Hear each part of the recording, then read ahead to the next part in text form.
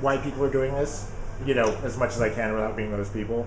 But I'm just sort of picturing like if you were, you know, someone's mom, and you were like, why would anyone be a slut? Why would anyone be in a slut walk? Surely. And the kind of thing that. So, I like to make the kind of thing that people who are involved could say like, this is the kind of thing that this is why I'm doing this. Surely. Yeah. So so how did you? So what? I don't know. So I know you went into some of it already, but surely. so how are you involved? Do you know why Slut Walk? How's that? I heard about the Slut Walk event through some of my friends in the community. A lot of them very sex positive, very open, at times polyamorous perhaps, but that didn't really strike me as the core purpose of the Slut Walk event.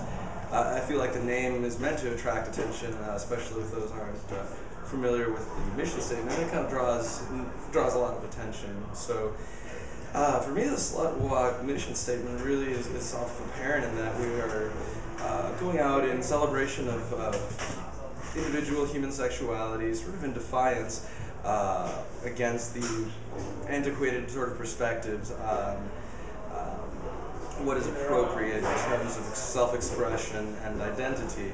And with sexuality being such a major component of the human experience, it is important, I feel, to dispel a lot of aggressive attitudes and really help people that have suffered sexual abuse or rape really come out of some of the limitations that implies.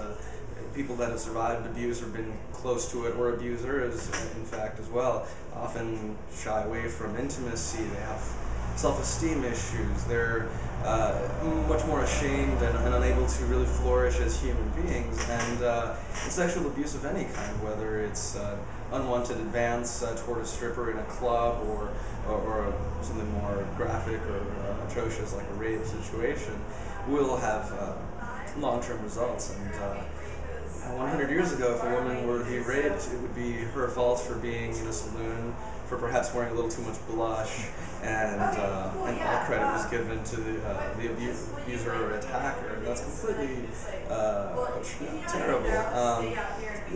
It really hinders a lot of personal development, and as humans, being relatively social by nature, we shouldn't really be hindering our impulses and ourselves, but rather helping to bring those aspects of each individual that we encounter out. And the Slut Walk is in part a celebration of personal freedom, sexual choice, predominantly in the face of that sort of oppressive element of expectation and cultural relativism. Because while we have all of the amenities of a first world country in the 21st century with our cell phones and Facebook, in other parts of the world it's still very tribal and village-based, and at the core our interactions all seem to be very universal. Very few things change on the planet except for perhaps art and science. But yeah, so to me it was important to come and be supportive of my community, surrounded by a lot of, like I mentioned, sex positive, a lot of queer friendly, and just people that have gone through those emotional uphill battles and come out with a more assertive perspective where they can go and reach out to people who have suffered a lot of struggle, whether imposed on them or otherwise through instances of abuse. Yeah. So what would you hope that non-participants, I guess, would take away from this event, this Slut Walk? Very much as with presentations relating to sexual assault or abuse or injustice that I've been involved with in the past, I feel like the Portland Slut Walk, being the first inaugural year for the event, is sort of following the tailcoats on a much larger social movement. Some of these events happening in Canada and then throughout the continental U.S. and elsewhere in the world as well. I feel like globally, as a people, we are starting to shift our value systems with relation to that which we see other people experiencing, whether they're the same silly issues like abortion, gay marriage that people want to bicker about. The human experience is very universal and accessible and transcends cultures and regions. So by the slut walk occurring in Portland gaining some exposure, I would hope that people would have attention called to it and then see it, to take the time to really explore what it's about, and then just take a moment to reflect on how much sexual abuse really occurs just under the radar. It's not all rape whatsoever. It's attitudes, it's sneers, it's whistles, it's unwanted attention, it's schoolyard bickering, and all these things really affect humans emotionally in a very deep way. So the more we can do to be supportive of each other, the better able we will be able to just collaborate and function as humans. Oh, I'm losing my train of thought. I feel like that's a good chunk of. We got some pretty information-rich stuff there. And it's funny because despite people's age and experience, people might experience abuse early in life and then become abusers, and then later on, have a born-again experience or something where they become compassionate toward each other. And that's really at the core of something like this event.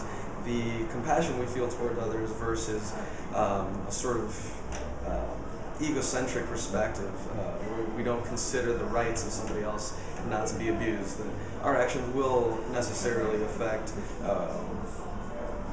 those that we interact with, and we need to take some responsibility for that. And to not have a compassionate perspective will always cause damage in the world. And I feel like this is an opportunity for people to see through those antiquated habits, so to speak. I can't say antiquated because it's different everywhere, but definitely I feel like more harm is going to be done by not doing something like this than going out and celebrating and having a fun time, but really making it clear that it's much more important than just young people wanting to go and express themselves, in their sexuality or individuality. It's really not about that at all. It's about celebrating the human experience and that very essential part of it. Sex and love has always been deemed extraordinarily sacred, no matter what religion or culture you're from, and to cause harm rather than to show love. I think it was one of the civil rights activists from the 60s, Cornel West or something, said, I forget the quote, that tenderness is the expression of love in private. Justice is the expression of love in public. Mm-hmm. And this sort of event is taking an issue that many people keep private, their own internal struggle with sexuality or abuses that they've experienced, and making it a public forum to help improve all of our qualities of life. I think we'd be happier people if we didn't have so much deprivation, self-doubt, things that cause us to hesitate and feel shame and negative feelings towards something that should really be a happy thing. So, a bunch of happy people standing against harm, I guess. That's cool. So, I think that's really good for you, at least for now. Was there someone else around you wanted to? Any one of these folks will do.